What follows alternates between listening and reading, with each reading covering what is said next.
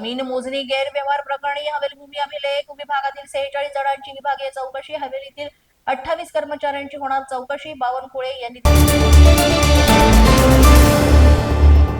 अधिवेशन काळात बनावट पास प्रकरणी मरीन ड्राईव्ह पोलिसांकडून 5 जणांना अटक, आरोपी दत्तात्रय गुंजाळ यांना पास बनवून देण्यात आला होता. या प्रकरणावर कारवाई.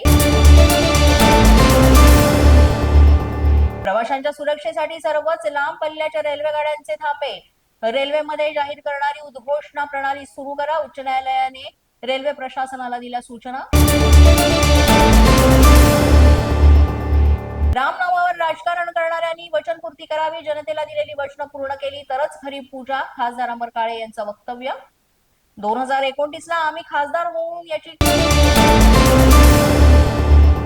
2029 ला आम्ही खासदार होऊ याची खात्री नाही, 33% आरक्षण असलेल्या महिला प्रतिनिधित्व करणार, खासदार विशाल पाटील यांचं वक्तव्य.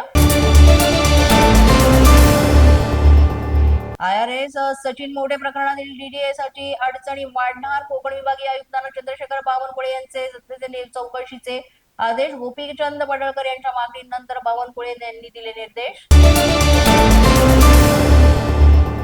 खरात प्रकरणी संभाजी भिडे यांना पुरावा नष्ट करायचा आहे का?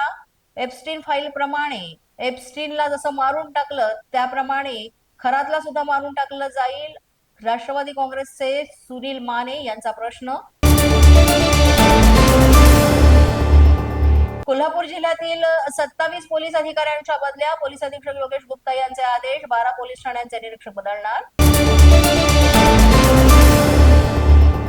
आमच्याकडे कोणत्याही पक्षाचा संपर्क नाही, पक्ष स्तरावर कोणत्याही प्रकारची चर्चाही नाही, मिशन टायगरवर खासदार अमर काळे यांचं स्पष्टीकरण. धाराशिव जिल्हा परिषदेच्या सभापती पदासाठी आज निवड प्रक्रिया, महायुतीतील 3ही पक्षांमध्ये जोरदार रस्सीखेच. पोलीस माझा न्यूजच्या बातमीपत्रात आज इतकंच. तुम्हाला आमचं बातमीपत्र कसं वाटतंय याबाबत अवश्य अभिप्राय कळवा.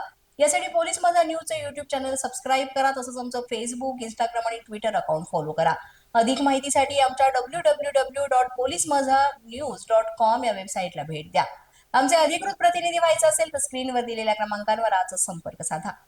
आजच्या बातमीपत्रात इतकंच. पुन्हा भेटूया पुढील बातमीपत्रात. तोपर्यंत पाहत रहा पोलीस माझा न्यूज.